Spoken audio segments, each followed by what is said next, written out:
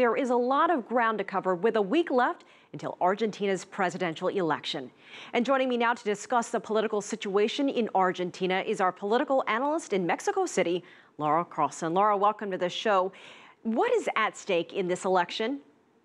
Well, basically, what's at stake is the continuation of the Kirchner project. Daniel Scioli, who's the presidential candidate of the official party, has maintained that he will keep going with the same policies that the Kirchners have put into place over the past decade. He is looking to build particularly on the social programs of Cristina Fernandez de Kirchner as she goes out of office that have been popular among the population. This includes universal access to education, health services, even the nationalization of the oil company that have put Argentina on a pretty good standing in terms of human development and in terms of the economy, although it certainly has its problems. His idea then is that he will continue with these policies, and he's become closer and closer to those policies as the campaign has moved along. This is in comparison to the conservative candidate, Macri, who is calling for a much more free trade, open market system and very serious changes in the economy. Let's bring it closer to home. How much of a role will Argentina's economy play in deciding the next president? It will undoubtedly play a major role, and it's a tricky question because the economy has been volatile historically, and lately it's entered into a period of stagnation that's almost teetering on recession. This is not only the case with Argentina, as we know. It's something that's happening to many of the South American countries, especially countries that were basing their economy largely on the export of commodities. In the case of Argentina, the fall of the price of soybeans has been one of the things that's hit it very hard.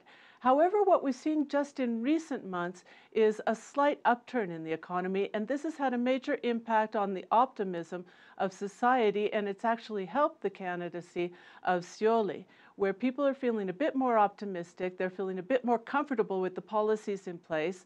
The majority of the people don't believe that there's any major crisis on the horizon, and this, of course, strengthens the candidacy of Scioli.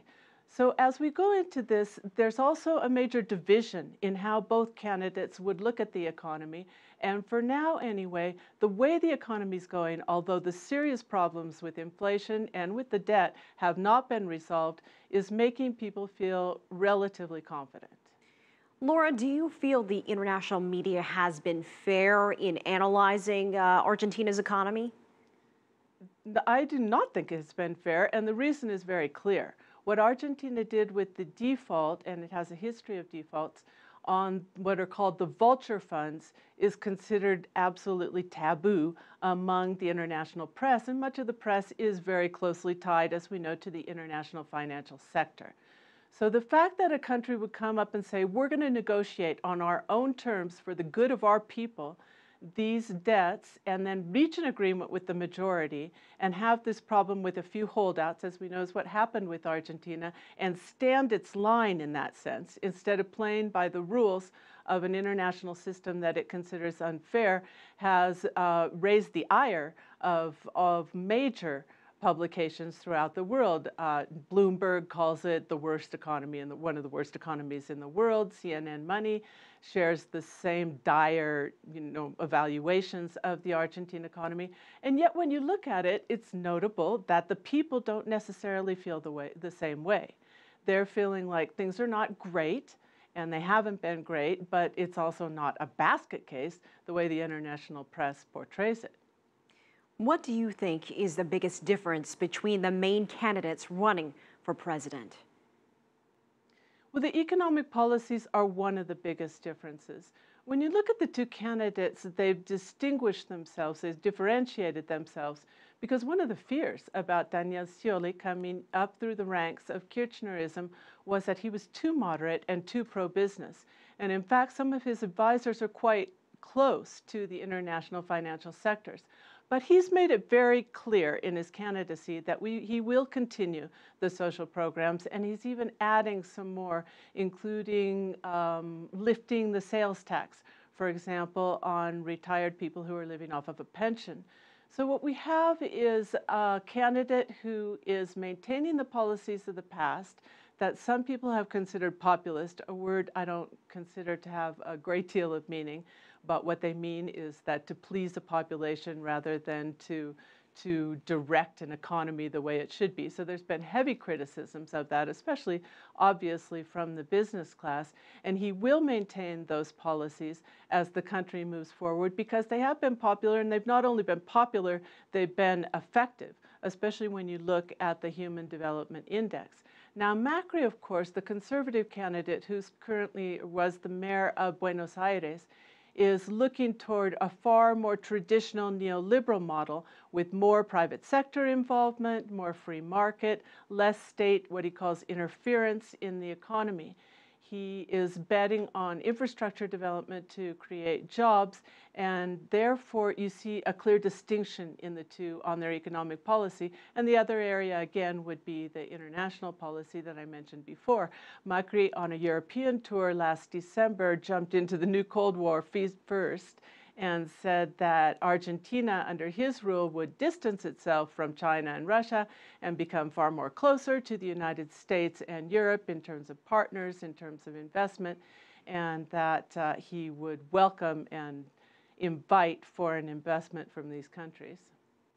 With the clock ticking down with her time in office, what would you say is a legacy of Cristina Kirchner's government?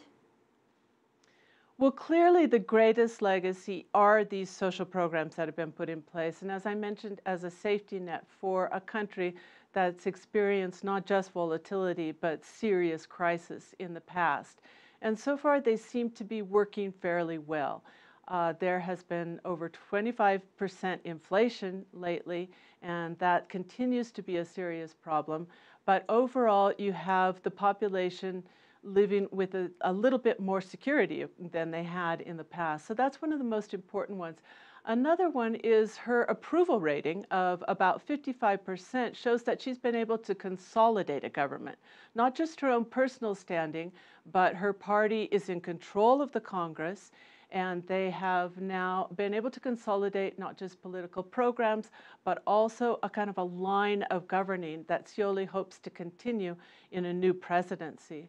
Finally, the part that has to do with those vulture funds that I mentioned before is important because, in effect, she's really done much of the developing world a huge favor by standing up to them. The United Nations just recently announced a resolution that would say that in any case where there's an agreement with the majority of the funds, the other funds can no longer be holdouts but must enter into that same agreement. So that would be a huge blow against the speculative financial sector and very important for developing countries.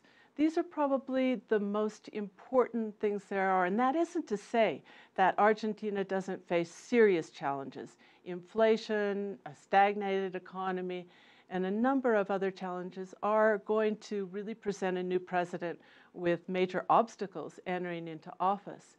But from all the polls that we've seen, the majority of people are believing that holding the line is their best bet. Our political analyst, Laura Carlsen in Mexico City, thank you so much for joining us on America's Now.